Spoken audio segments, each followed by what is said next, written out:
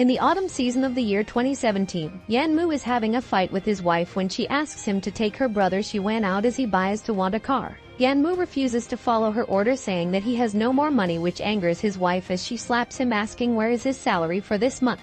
Yanmu is fed up when his wife throws water at him and shouts at her, saying that he has no money because her parents bought a car and house for her brother's wedding from his money, and even if his income is over 100 million it would not be enough for her family. His wife says that they are his family too, but Yanmu angrily replies that he has had enough of this family, to which his wife says that then he should go and die if he doesn't care about this family. Yanmu replies that he is not afraid of dying, and listening to this his wife says that he should wait for her to buy an accident insurance before doing something like that. Shocked by his wife's cold behavior, Yanmu doesn't waste any time and jumps out of the building, killing himself. Surprisingly, instead of fully dying, he travels back in time to July 2009 when he was asking for his wife Ilixel's hand in marriage to her family. He is shocked to wake up back in time, but this time decides to do things differently, as he suffered a lot at the hands of the Fang family's greediness in his past life, and as they demand $400,000 as the bride price, he refuses to accept their offer. The Fang family is shocked by his answer, but he stands up saying that he will not give them a penny as a bride price. Ilixel is surprised by his behavior and asks him why is he doing this, to which Yanmu replies that she should ask this question to her mother, as it seems like she is trying to sell her daughter instead of marrying her.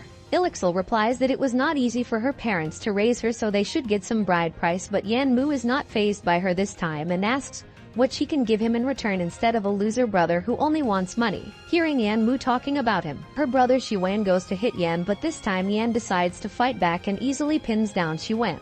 Ilixel's mother shouts at him to let she go, saying he is his brother too, but Yan replies that he is not married, so Fang's family is not his family yet, and announces that from now on he has nothing to do with this family. As he starts to walk away, Ilixel asks if their relationship is not worth the money, but Yan only replies that if she ever thought about how hard his parents had to work to come up with $500,000, and continues to walk away. Yan remembers that in the past life, his father had to buy a lottery ticket and hoped to win it to pay the bride price, and collapsed when he heard about the bonus they got. Yan walks out of their house, saying that they need a cash cow instead of him. He goes to the city later, where he sees the poster about the lottery, mentioning that the current double color ball first prize jackpot has accumulated to 100 million yuan. Yan remembers from his previous life that this is the right lottery, the first prize of the same period, and his father's selection is only one number away. But there is a whole billion various reasons, as the number of the strings in his memory is too deep. He goes to a nearby shop to buy a lottery ticket and is still standing there when he sees his father entering the shop, so he quickly hides behind a wall. His father enters the shop, confused after seeing a glimpse of Yan, because according to them he went to Fang's house today. Yan silently watches his father goes to buy the lottery ticket, praying to win the lottery ticket so Yan doesn't have to worry about the bride price again. Yan promises to himself to not let his parents suffer anymore from now on. Suddenly a digital notification appears in front of him, with the message that is congratulating the host that first for successfully bounding with the Eye of the Lord God system. The notification says that the novice guide's task is to obtain 100 million assets and owns his own industry. For this task, the time limit is 24 hours and there are still 21 hours before the task is cut. The notification tells him to carefully complete the task or else he will lose his life. Yanmu is shocked by this, and as he is walking home, he looks at the sun sign that appeared on his hand while thinking that he just came to life, and for the system to tell him that he only has 21 hours left of his life must be a joke. He comes out of his thoughts when he hears a girl shouting at somebody to let her go and recognizes the voice as Meng Yao. Meng Yao is his childhood friend, and in his last life, Meng Yao's mother was cheated out of $500,000 playing mahjong, so at that time they come to stay at his home, but he did not receive her call because he was at Fang's house at that time. Later he heard that they couldn't pay the money back and were forced to die by the loan sharks, so in this life he is determined to save their lives. He rushes to help Meng Yao, who is being harassed by some thugs as they ask her if she wants to call Yanmu. Yanmu quickly punches a man who is holding Meng Yao, forcing him to let her go. She rushes to hug Yanmu, while the man is enraged after getting punched and goes to attack Yanmu. Meng Yao quickly warns him as he was facing the other way, and Yanmu turns just in time to grab the man's hand who was about to punch him. Yan says to the man how can he call himself Wuji's heavenly father with his trifling skill, while the man shouts due to the pain, asking Yan to let him go. The other man rushes toward them, threatening to kill Yan, but he stops him, saying that they are here for the money and if they dared to move one more stop they will never get any money. They are still concerned a little because he looks poor to them and asks him if he even know how much $500,000 is. Yan replies that in 3 days he promised to give money in 3 days. The thugs add that there are also medical expensive brother Laozi, plus 1,000 interest, and by the time there is no money they want the girl to cover the debt. Yan replies that he will bring them money in 3 days, but they will have to get down on their knees to apologize to her. The thugs leaves after that saying that their boss is the boss of Fidelity Real Estate, and if they couldn't arrange the money, the boss will cut both of their legs personally. Yan again sees a digital window, telling him that 20 hours are left for him to complete the mission, and that the host's life is related to the survival point. The current value of the survival point is very low and the host body will randomly appear adverse symptoms. Yan is confused by all this, thinking that this is too mysterious as his life is determined by survival points which are just a virtual value. He comes out of his thought when Meng apologizes to him saying that it is her fault, and they will find her wherever she goes, but Yan tells her to not worry, saying that money is not a problem and he will make them apologize to her in 3 days. Yao suddenly starts to feel dizzy and stumbles forward, crashing into Ming. He quickly apologizes to Ming while thinking to himself that this seems to be a random adverse symptom, which means that this system will really dictate his life. Meanwhile, Feng's family is sitting together, inquiring Yelixil about why Yan is not picking up her call. Her father gets angry and goes to slap her, saying that she even can't control a man.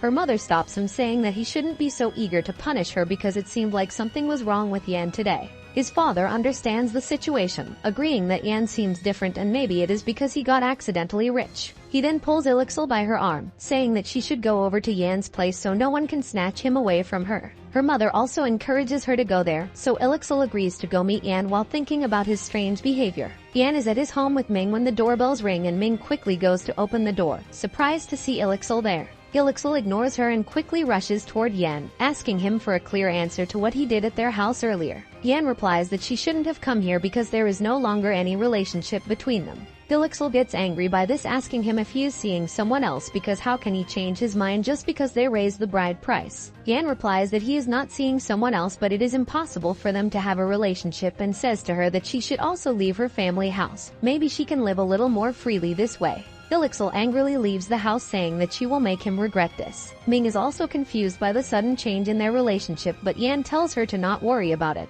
and then leaves after telling her that he is going on a trip and she can stay here tonight. Yan goes to Zhongcheng City Street, where the results of the lottery are being announced, and his father is also waiting there with other people. Yan stands at a side silently while reading a magazine and thinking that this system is supposed to let him buy Fidelity property, which is the most convenient business to invest in.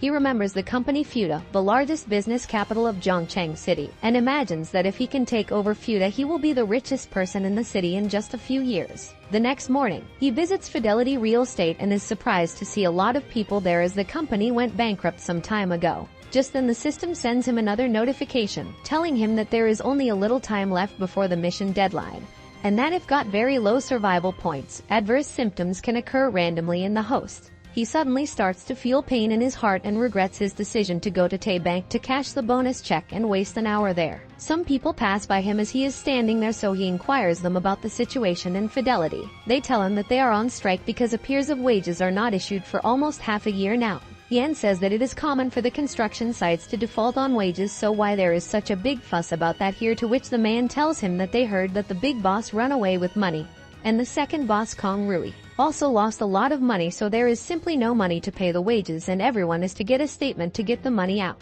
Yan is surprised by the information and asks them if the news about the big boss running away is true, to which the man replies that the news is from inside the company, and they are here to block the way because Kong Rui is coming here today. Yan quickly rushes away after thanking the man while thinking that there is still a chance to survive, and he can complete the task in less than 1 hour. Just then Kang Rui comes there in his car and workers start to shout at him to pay their wages. His bodyguard is angry with the situation and suggests that they should call some people to handle the situation, but Kang stops him, saying that it will only result in people getting injured. Their discussion is interrupted by the sudden knock on the window as Yan tries to get their attention while only 25 minutes are left for him to complete his task. Yan gets inside the car without permission, startling them, and quickly introduces himself to Kang, saying that he has business with him. The guard orders him to get out of the car, saying that if he didn't follow the order he will bear the consequences, but Yan calmly replies that what he is about to say will be about whether Kang will spend the rest of his life in jail.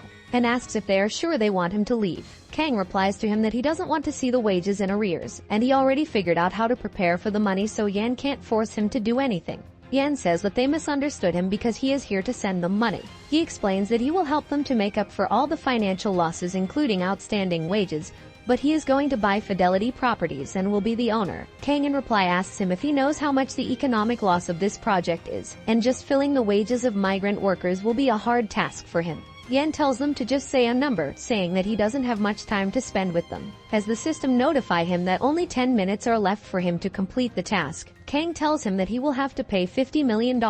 Kang calmly replies that it is not a big amount, which angers Kang, and he tells his bodyguard to kick out Kang. The bodyguard tries to push him out, but Kang easily pins him to the seat of the car, surprising Kang with his strength. Kang then says to Yan that even though he doesn't have enough money to pay the workers, but he still has no time to waste, and if he is only trying to make fun of them, they can be polite with him. Yan says to Kang that he doesn't have to worry, as he will take his land even if it is $50 million, and he can pay them right away, while thinking to himself that he can earn double in the future by taking all the land Kang owns as mentioned in the news. Kang still doesn't believe him, but Yan says that he doesn't have much time and they should make a price. Kang is still thinking about the offer when the system notifies Kang that he has only 3 minutes left, so his sense will start to disappear soon, and if the task is not completed in time, he will die on the spot. Kang says to him that if he can come up with 20 million right away, he will transfer the piece of land to him immediately. Yan couldn't hear Kang, but he figures through the shape of his mouth that they are talking about 20 million and said that they should go through tape procedure directly, as he is in a hurry.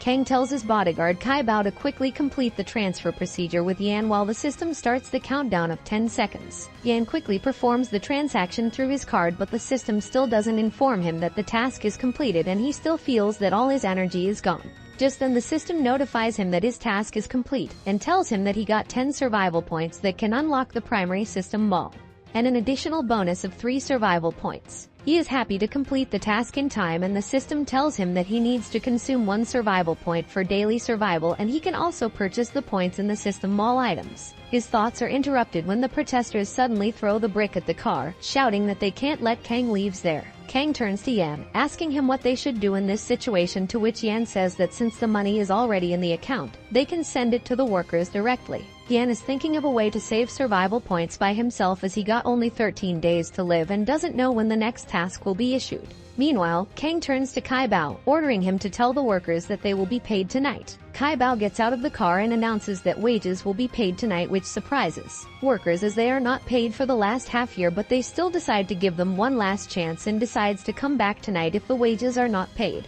After the workers scatter away, Kang tells Kai Bao to drive them back to the company so they can take Yan to see the plan. They go to the Fidelity building, where they show Yan their previous planning book, but he says that this plan is no longer needed and tells him to not do anything with the plan area he circled. He then tells Kang to immediately buy another plot of land, to which Kang replies that this piece of land is not worth buying, to which Yan replies that he doesn't need to worry about that.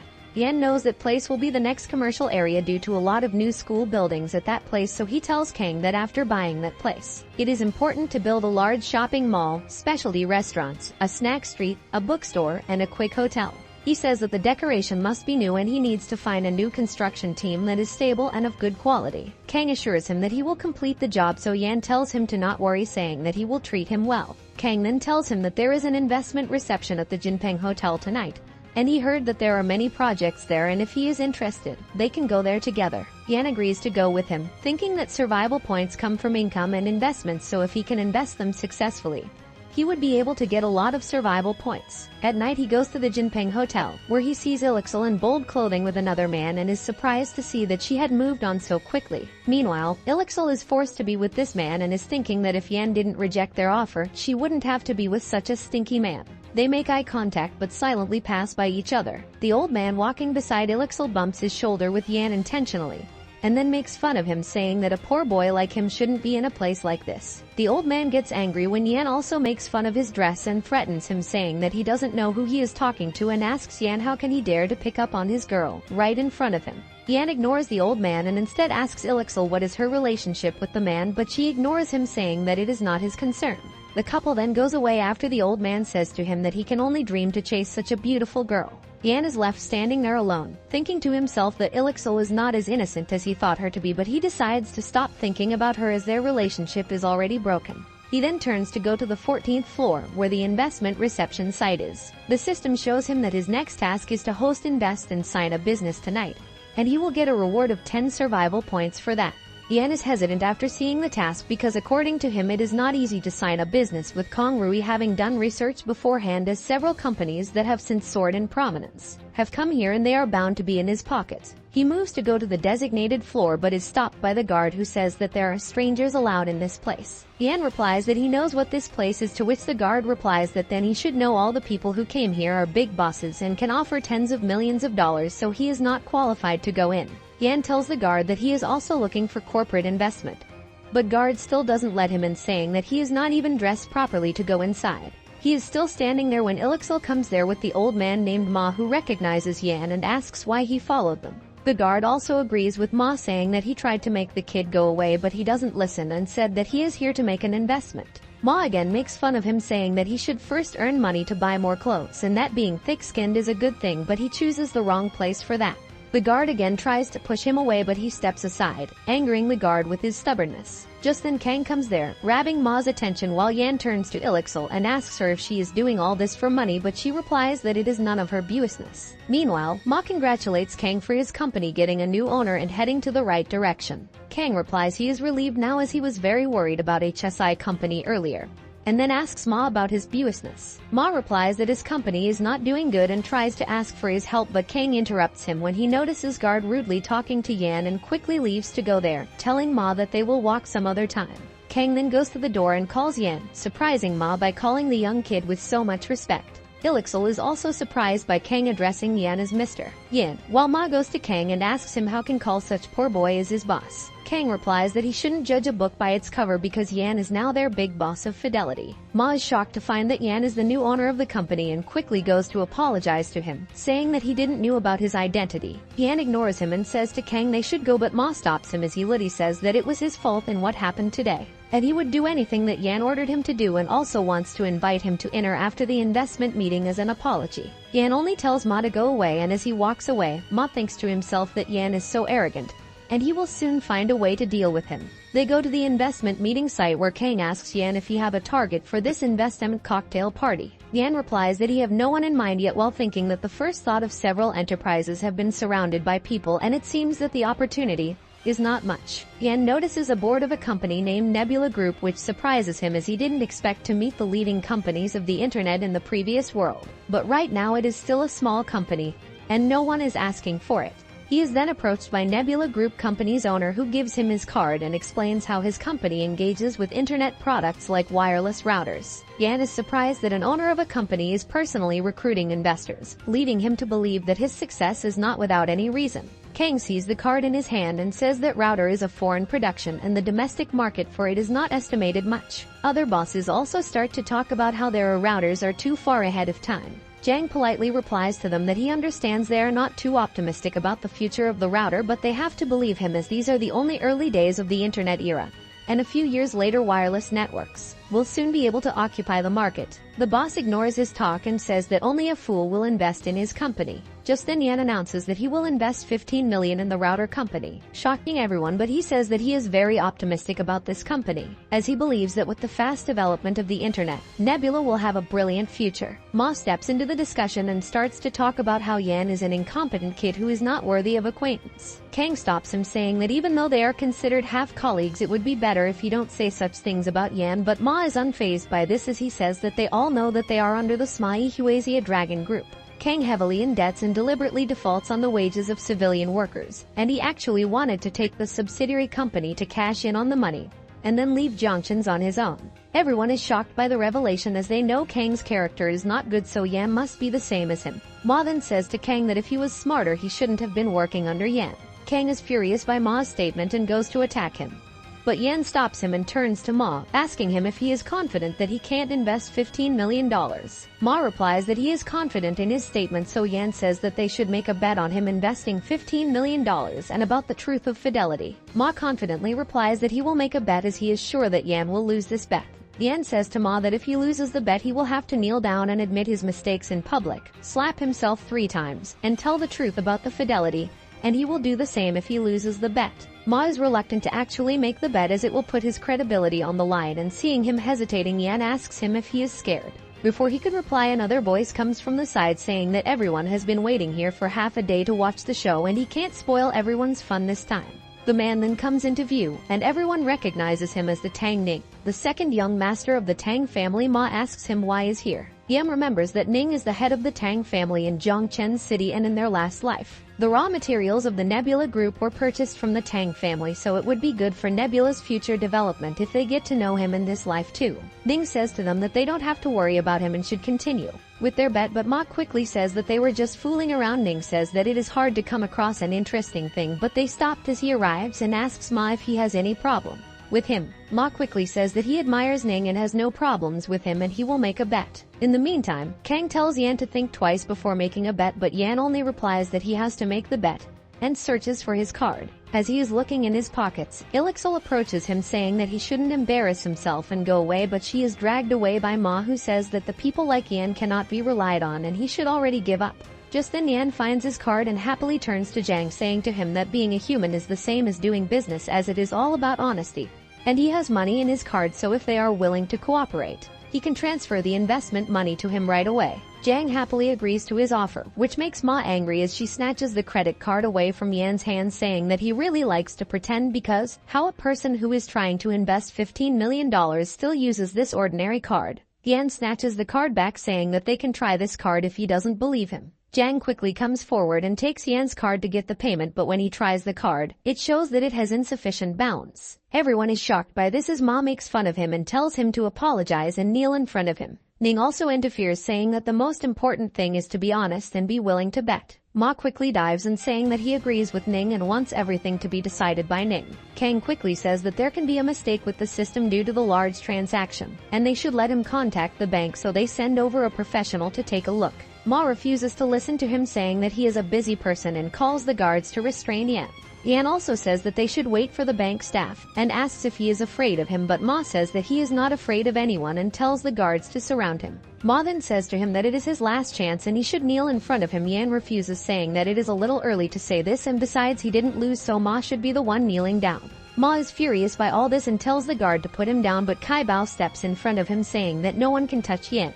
Everyone's shocked when Yan suddenly jumps, kicking all guards in one hit and putting them on the ground. Ilixil and Ning are shocked by Yan's ability to take down all the guards so fast. Just then someone from the bank team comes there, saying that they received a call from Kang and came here to check the situation. Ma tries to say that it is useless for any staff to come when his business is still not finished, but Ning interrupts him, saying that since they are already here, it is not bad to wait a few minutes and let them check what is going on. Ma says that he will give them a chance for the sake of Ning as the bank team checks the issue with the card. The bank team found that his card has zero balance and asks him if his recent running capital has reached $50 million. After a positive reply from Yan, the bank employee tells him that it is possible for his card to be frozen if he moves too much money, and as long as his funds are legal, they can lift the freeze for him and he will upgrade his services. Ma is shocked by this and tries to say that Kang has staged this, but Yan ignores him and talks to bank employees, saying that his sources of funds are all traceable, and asks them if he can continue to transfer funds in a situation like this. They tell him that his bank card can already be used normally and he can come to the bank to apply for the customized gold card. Ma shouts that it doesn't count until he transfers the money to Nebula. Yan gives his card to Zhang again, who successfully performs the transaction this time. Kang turns to Ma, asking him what he has to say now, to which Ma replies that they just don't like him and are cheating, so he could kneel in front of them. He is suddenly pushed to the ground by Ning, who says that he just said people should know their mistake and do not change, so he should now do what he have to do and don't waste more of his time. Ma turns to Yan and starts apologizing, saying that he shouldn't have provoked him like that. Yan asks him if he already forget the other clauses of bet, to which Ma quickly replies that he remember all things including kneeling, slapping and apologizing. Yan says that he have to tell the truth about fidelity too, as he can't let Kong keep taking the blame for it. Ma confesses that he said fidelity has been acquired, but it was all because he was jealous of Kang's luck and talked nonsense. Ma hears everyone talking about him and leaves from while promising to himself that he will remember the whole Yan dig for him and will return it one day. Yan is then approached by Zhang, who thanks him for investing in his group and says that he will not let him down. After talking to Zhang, Yan goes to Ning and thanks him for his help tonight, saying that he can ask Yan for any favor in the future. Ilixil, who is watching all this, thinks to herself that Yuan has really developed, but if it were not for him she wouldn't not be here today. She remembers her family telling him to go to investment meeting with Mr. Ma, and when she tried to refuse, her father said that she have to bring him a son-in-law, otherwise it is no use of raising her. Ilixil leave from the meeting as Yan thanks his acquaintance. He gets a notification from system telling him that he earned 10 survival points after completing the mission.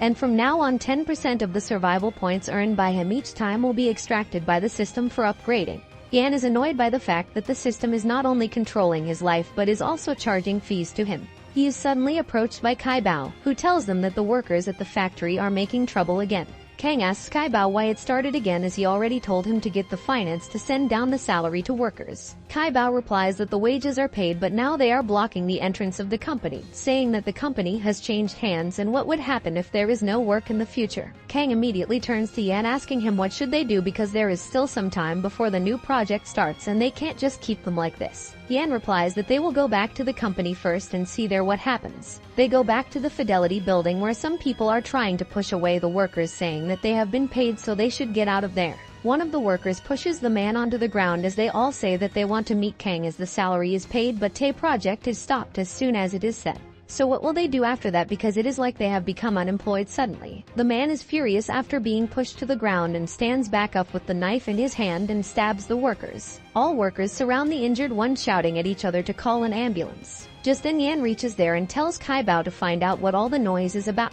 The Thais are still threatening the workers when Kang comes there and asks what is going on and who are they. The thugs say to him that they are helping him to establish his authority and it is not a big deal as he just needs to compensate a few tens of thousands of dollars. Yan goes to a worker and asks him if they called an ambulance, to which the worker replies that they called it but the man is bleeding so much that it is impossible that the ambulance will get there in time to save him.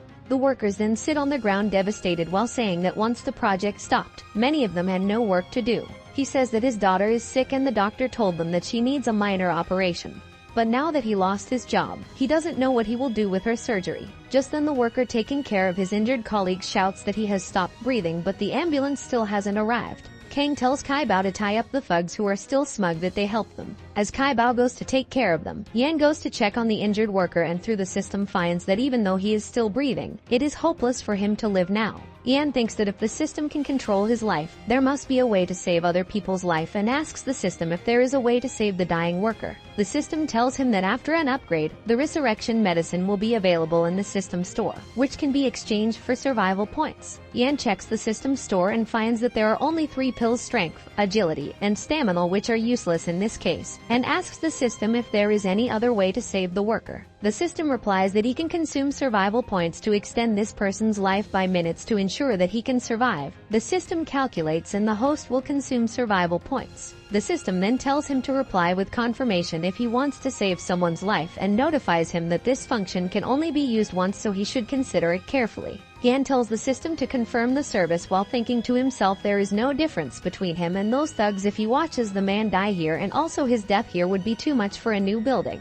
The system notifies him that his survival points are deducted as the person starts to breathe properly again. Kai Bao brings the 2 tied-up thugs to them and quickly says to them that they are doing this for the good of the company. Yan speaks for the first time, asking them what are they talking about, and when the thugs pick up their heads to see him, they are surprised to see him there. One of the thugs asks him if he is the kid who can't get the money to beg Kang. Kang is confused by this and asks Yan what is going on, who only replies that he should ask them. Thugs are irritated by his nonchalant behavior and quickly tells Kang that this kid's aunt played mahjong and owed $500,000 load, which he promised to pay back, and tomorrow is the day for him to pay it. The other thug says that it is true and it is not a problem if he can't pay the money because his sister is beautiful and they can sell her on the black market. Kang is enraged to hear this and asks them if they are trying to get him killed by treating his company as the Black Club. Kang then turns to Yan, saying that he know what was the situation of the company before, and Ma told him to let them go with him, saying that he have a way to get the money. Oh, he had no choice but to send them away, but he didn't wanted to hurt anyone.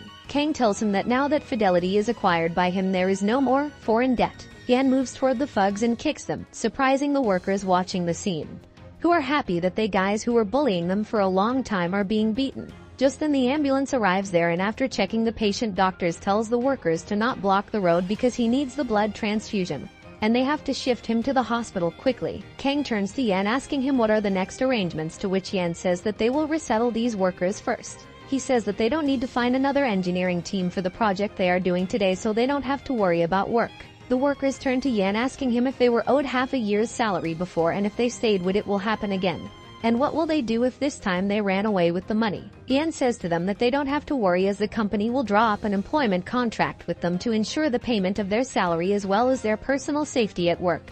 And they will receive a dividend at the end of the year. The workers are happy with the decision to sign the contract, while Kai Bao says to Kang that it is the first time he heard that he has signed a contract and paid dividends to civilian workers. Kang replies that without him the company would have collapsed, to which Kai Bao adds that he is rich and capable. Kai Bao then asks him what should they do with the thugs, but he instead tells Kai Bao to look at Yan, who is approaching them. Yan says that they have to deal with the situation in a way that it is not harming the company's reputation in the future, and the civilian workers who were injured tonight. His medical expense will be paid by the company so that this situation will not occur again. Kang replies that he will take care of the follow-up and make sure that nothing will go wrong. Yan then leaves after saying goodbye to them, while Kang says to Kai Bao that this kid is a man with a goal and is better at business than him. He says that Kai Bao should wait a little bit, as he will definitely change his mind, as they all believe